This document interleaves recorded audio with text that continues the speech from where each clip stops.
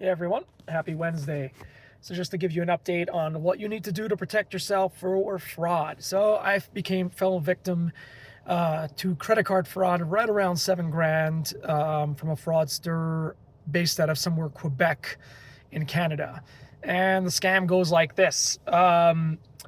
They managed to obtain my credit card information, the card, the 3-digit code, along with my name, email, phone number, everything that you need to make it look like I'm the one that's using the credit card. And they went to PayPal, did not log in. They checked out as a guest in PayPal, paying a merchant with my credit card information. That day, my email was spammed with close to 300 subscriptions and emails from random malware, random sites that I didn't subscribe to or sign up to. And one of the emails that came through was from PayPal that showed the charge amount.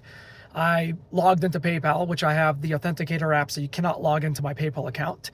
After logging in, I did not see the charges there, which led me to believe that the email I received from PayPal was fraudulent or a phishing email from scammers trying to get me to click on one of their links, which would then essentially lose money or give them access or whatever they do, and we're not going to get into that.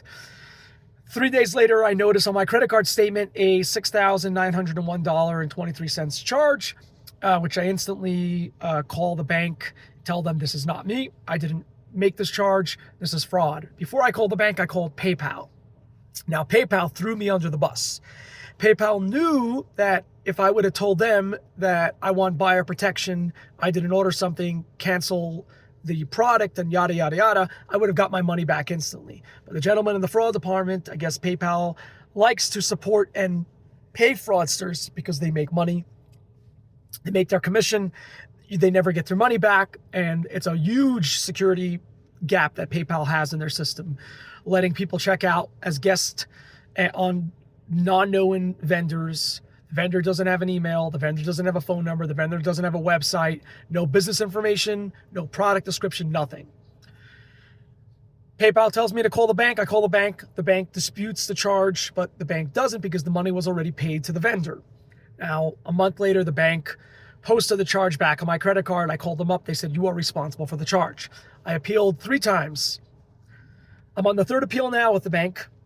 I called the FBI. They told me to call the Secret Service. The Secret Service has opened the case, currently looking into the fraudulent charges.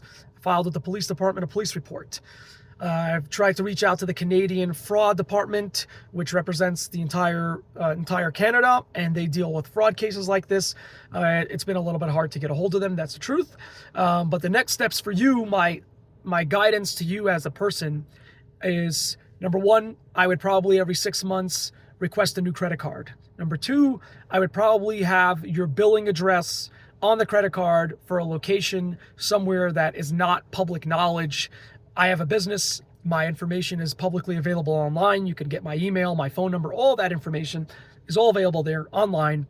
My suggestion would be to most people to have some sort of defense mechanism enabled with their credit cards, because if your card does fall victim to the dark web or to a fraudster that manages to get it through skimming devices or at a restaurant or however it is, by not having your information that matches the card, that's public information that will protect you to not fall victim to the same credit card fraud that I have fallen victim to.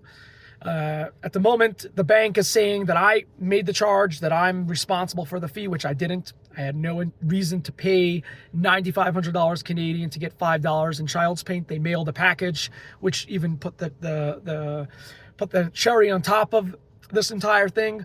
So my suggestion to you is keep track of your credit cards, change your credit cards at least every 6 months to a year.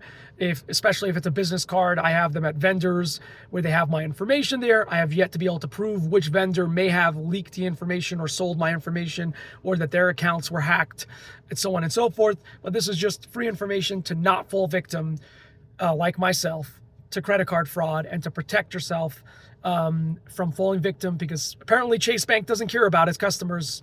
And to them, like I said, if they had your email, your phone number, your address, and your credit card information, it doesn't matter if it's someone else that's using it. they essentially put the blame on you.